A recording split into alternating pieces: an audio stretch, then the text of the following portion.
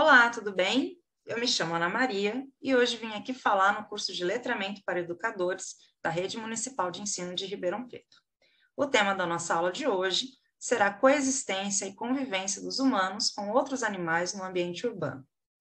Bom, quando falamos, de coexistência e convivência humana, e outros animais, estamos falando de um contexto ambiental, consequente de uma intensa atividade antrópica. Então, não é novidade, que as atividades antrópicas cresceram de maneira fortalecida, nos últimos séculos e nos últimos anos mais intensamente. Esse aumento das nossas atividades acabam fragmentando, desmatando hábitats naturais, Então, a gente tem aí um cenário de perda, de matas nativas, florestas nativas, e entremeado, a esses resquícios de hábitats nativos, nós temos as paisagens novas, que nós fomos criando. Então, paisagens agrícolas, paisagens utilizadas para pecuária, e também para o próprio processo de urbanização, de construção das nossas cidades, e com isso também a construção das nossas vias, as rodovias, as ferrovias, Também, já pegando o processo bem avançado aí pós-revolução industrial, com as nossas máquinas e veículos, também temos um cenário de poluição, Então, tudo isso acabou gerando aí um ambiente, em que poucas espécies, conseguem, de fato, sobreviver e conviver conosco, Então, coloquei aqui uma imagem que exemplifica bem isso, que eu acabei de dizer, a transformação da paisagem. E o que a gente percebe, ao longo, do processo de transformação, a gente percebe um processo também de homogeneização da biodiversidade, em que apenas algumas espécies, vão restando ali naquele ambiente antropizado e algumas até, às vezes, se beneficiando dos ambientes artificiais que fomos criando, Então, eu coloquei aqui alguns exemplos, de espécies que a gente encontra facilmente nas nossas cidades, a maritaca, a capivara, o quero-quero, Poderia ter colocado aqui algumas outras, quis colocar essas que são mais simpáticas, que a gente vê com bastante facilidade aí em Ribeirão Preto.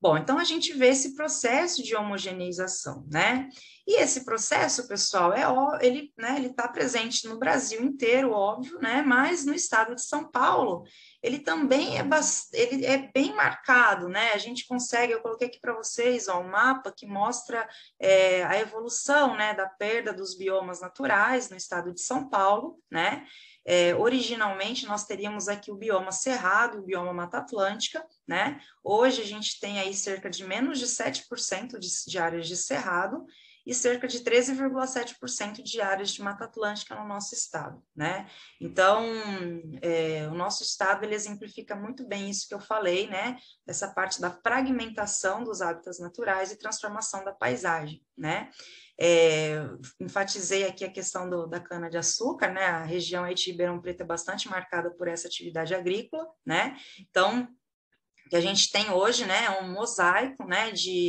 de remanescentes de mata nativa, entremeadas aí as nossas culturas, especialmente a cultura da cana-de-açúcar, Então, tudo isso marca, a história do nosso estado e mostra também as consequências disso, A transformação da paisagem e a diminuição das espécies nativas e alguns encontros, Então, eu coloquei aqui para vocês algumas reportagens, Eu enfatizo que são reportagens de 2020 até 2022, Então, elas têm sido cada vez mais frequentes, É muito fácil, se a gente fizer uma busca rápida na internet, a gente vai encontrar isso com grande facilidade, Então, coloquei aqui casos, da onça parda, resgatada em Ribeirão Preto, lobo-guará também sendo flagrado, correndo pelas ruas, a capivara, que eu acho que ela vem sendo bastante noticiada, nos últimos tempos, capivara também, tamanduá. Então, eu coloquei aqui alguns exemplos, de grandes mamíferos, que a gente consegue perceber e isso nos chama a atenção, pelo tamanho, por não serem animais tão comuns assim da gente encontrar na rua, Mas é óbvio que a gente estende esse cenário a todas as outras espécies, Inclusive de invertebrados, insetos, aracnídeos, enfim, A gente tem aí uma diversidade muito grande, né, de espécies que coexistem conosco, né, nas cidades, visto, né, dada essa transformação da paisagem aí que nós vimos agora há pouco. Bom, pessoal, esses encontros, né, entre nós e essas outras espécies, né, elas podem gerar situações de conflito, né? Então, o que são os conflitos, né? Por definição, os conflitos são interações indesejadas, né? São aquelas interações que a gente gostaria de não viver, né? Então, são interações que podem gerar medo, né? Podem gerar injúrias diretas, né? Eu coloquei aqui exemplos de morte, né? Por atropelamento, né? Então, são injúrias tanto para a fauna, para os animais, né? Quanto para nós também, né? Seres humanos, né? Poderia entrar aqui injúria também em casos de doenças, né? Como zoonoses, né? E também danos materiais, né? Para danos materiais, eu coloquei aqui o exemplo, né, de uma lavoura de cana que foi aí impactada por grupos de capivara, né? Então, existem também perdas materiais, né, especialmente aí para o pessoal da agricultura, né? Então, essas são as interações negativas, né? Interações que nós chamamos de conflitos, né? Interações conflituosas que são indesejáveis. Mas também existem, né, as interações desejadas, né, aquelas que geram bons sentimentos na população, né, e que acabam contribuindo para o processo de conservação, né. Então, boa parte da nossa sociedade, né, sente alegria, né, sente admiração, né, sente vontade de bater uma foto, de registrar um momento, de compartilhar, né.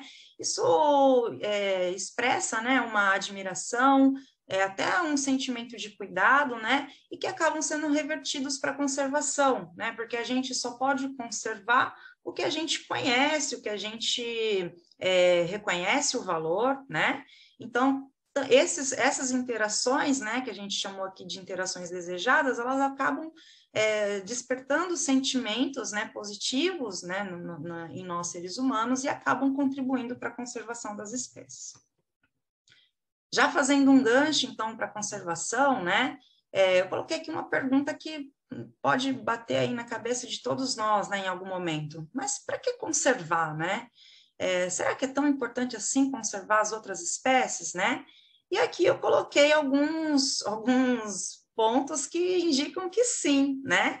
Conservar as outras espécies não é um sentimento que não deve existir apenas em quem admira ou gosta das outras espécies, né? Mas deveria estar presente em todos nós seres humanos, né? Visto que dependemos das outras espécies, né? As outras espécies de animais, né, e vegetais também, né, flora e fauna, né, elas podem nos oferecer, né, fármacos, alimentos, né, então produtos, né, e além disso também serviços ecossistêmicos muito importantes para a manutenção dos sistemas ecológicos, né. Então as outras espécies estão envolvidas, né, na questão da qualidade da água, na qualidade do ar, na questão da ciclagem de nutrientes, né? Mantendo aí os hábitats produtivos, né? Então, a gente tem uma série de espécies aí que participam de processo de polinização, né? Do processo de dispersão de sementes, do processo de, né, como eu já disse, de ciclagem de alimentos, em processos de predação, controle biológico, né? Mantendo, então, esses ecossistemas em equilíbrio, né? Então, as outras espécies são, sim, importantes para a gente, né? E, além de tudo isso que eu estou falando, é claro que tem também o motivo do valor intrínseco, né? De que as outras espécies também fazem parte desse planeta, né? E, portanto, elas merecem estar aqui, né? Então, conservar realmente é muito importante e isso é o que a gente deve passar, né, para os nossos estudantes. Expandindo ainda um pouco mais, né, eu quis trazer aqui um tema que está bastante na moda, assim, é algo que tem sido bastante estudado, bastante falado pela classe científica, né, e tem sido difundido por toda a sociedade, né, que é a questão da saúde única, né, então a conservação, ela entra, né, também como algo muito importante para a saúde única, né, o que é a saúde única? Saúde única a concepção, né, de que a saúde humana depende, né, da saúde ambiental e também dos outros animais, afinal, estamos todos conectados e em interação, né? Então, não basta só olhar para a saúde humana e esquecer de olhar para o ambiente e para as outras espécies, né? Eu acho que a pandemia do coronavírus, por exemplo, trouxe isso bastante à tona, né, para a nossa sociedade, né? Então, a nossa interação com animais silvestres, com espécies virais, né, podem afetar diretamente a saúde humana, né? Então, com certeza, essa é uma tendência de abordagem, né, que a gente deve ter aí com os nossos estudantes, a questão da saúde única, né, e como que esse tema ele é transdisciplinar, né, ele envolve várias disciplinas, vários profissionais, vários tipos de conhecimento, né. Bom, então já fazendo um gancho, né, também, como que a educação pode contribuir, então, né, para essa coexistência, para a conservação das espécies e também para a saúde única, né? Então, eu gostaria de enfatizar aqui que várias disciplinas podem trabalhar esse tema, né? Porque são realmente temas interdisciplinares, né? Então, a gente está falando de contexto de uma linha histórica, né? Estamos falando de contextos, né? Ambientais, mudança da paisagem, que tem a ver com atividade econômica, que tem a ver com crescimento, né, da sociedade humana, né? Estamos falando aqui também da importância dos ecossistemas e das espécies, né? Estamos falando aqui de saúde, de segurança pública, né? Então, é óbvio que várias disciplinas, né, em diversos contextos, podem trabalhar esses temas com os nossos estudantes, né? E isso pode acontecer na sala de aula, né? Ou também em espaços não formais de ensino, né? E aqui eu gostaria de enfatizar que não precisamos falar das outras espécies apenas em museus ou zoológicos, né? Mas pode ser também o pátio da escola, muitas vezes, né? Ou a praça do bairro, né? Algum lugar que o estudante consiga olhar para o ambiente, consiga reconhecer, né? Que esse ambiente ele é formado por vários tipos, né? De outros microambientes, né, que fazem parte dele, que ali existem vários organismos que estão em interação, né? Então, qualquer contexto que favoreça esse tipo de discussão, né, irá fomentar, então, esse tipo, né, de tema, né, que a gente, temas, né, sobre a coexistência e a conservação das espécies, certo? Então, a educação tem um papel muito importante, né, nesse debate. E aqui, já para finalizar minha fala, eu gostaria de só deixar uma indicação, né, de 2 jogos, né, que foram programados, pensados para trabalhar esse tema junto com os nossos estudantes, né. Então, eu coloquei aqui um e-book, né, que foi publicado em 2020, ele está livre, né, ele tem acesso livre no portal de livros abertos da Universidade de São Paulo. Esse e-book, ele traz 2 sequências didáticas com o uso de jogos, né, didáticos. O primeiro jogo é o jogo Conecta, né, e o segundo jogo é o jogo Zona de Contato, né. Ambos esses jogos, né, eles vão trazer para o estudante o papel, né, do animal que está circulando pela cidade, né? A diferença entre eles é que o jogo Conecta, ele tem um foco maior na paisagem, né?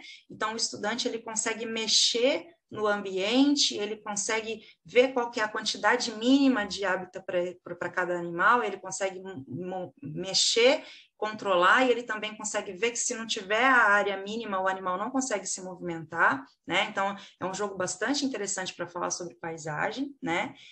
E no jogo Zona de Contato, o estudante ele não consegue mexer na paisagem, ele vai fazer o papel do animal e ele vai ver os desafios que o animal encara em cada tipo, né, de item da paisagem, né? Então, o que acontece na área urbana, né? Será que são só interações ruins ou será que também ele encontra alimento lá, né? O que será que acontece na rodovia? O que será que acontece na área agrícola, né? Então, esse jogo, ele convida, né, o estudante a assumir o ponto de vista do animal, né? Então, também é bastante interessante. Ambos, né, esses jogos, eles trazem materiais que estão junto com o e-book, né? Então, é só recortar, montar com os estudantes, é bem interessante. Eu achei pertinente trazer aqui para vocês, porque foi um material desenvolvido na USP de Ribeirão Preto, né? Pensando nas paisagens de Ribeirão Preto, né? Então, com certeza é um material aí riquíssimo que vocês podem também utilizar. E, já concluindo a minha fala aqui, né, eu acho que ficou evidente que o nosso mundo contemporâneo, né, ele traz a coexistência aí entre nós, seres humanos, e os outros animais, né, e que, portanto, ele é um tema latente, né, que está o tempo todo na nossa vida. É muito importante a gente trabalhar isso com os nossos estudantes, né, queria enfatizar, né, que esse é um tema transdisciplinar, né? Então ele pode realmente ser trabalhado em várias disciplinas, né? Eu trouxe aqui exemplos dos jogos, né? Desses 2 jogos, mas é claro que existem, né? Por aí vários trabalhos acadêmicos, né? Sobre sequências didáticas que também trazem várias outras formas, né, de se trabalhar esse tema.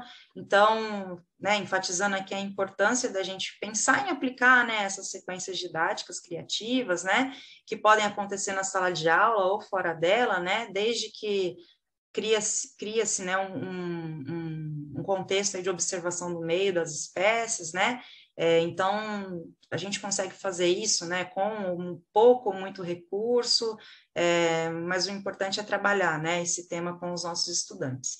E trabalhar para, então, valorizar, né, esse caráter biofílico, né, valorizar essa admiração pelas espécies nativas, né, do nosso país, visando, então, a conservação dessas espécies, né, mas não só isso, né, lembrando que esse é um tema que envolve também, né, as questões de saúde, né, questões de saúde pública, segurança pública e também bem-estar, né, então, portanto, são temas bastante importantes aí, que devem estar, com certeza, presentes aí na sala de aula dos nossos estudantes. Bom, eu vou ficando por aqui, eu agradeço demais a atenção de vocês, deixo aqui o meu contato, por caso de, né, se vocês quiserem pegar, eu fiz aqui algumas citações, algumas referências, posso disponibilizar, e vou deixar também o link do e-book dos jogos, né, disponível para vocês, caso vocês tenham interesse, tá bom? Muito obrigada, e até uma próxima vez.